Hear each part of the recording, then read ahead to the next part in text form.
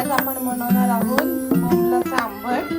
त्यासाठी मी बोंबील साफ करून घेतलेले आहे। त्यात आलं लसूणची पेस्ट, हळद, लाल तिखट आणि चवीपुरते मीठ टाकून घेऊन ते एकजीव करून ठेवणार आहे।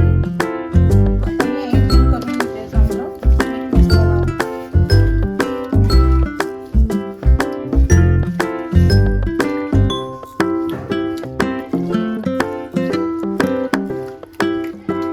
हे आपण मॅरिनेट होण्यासाठी ठेवून देतो। मी एका पॅनमध्ये तेल तापत ठेवलेलं आहे। त्यात आपण आपण कापून घेतलेल्या लसूणच्या ठेचून घेतलेल्या त्यात कोकम टाकायचं।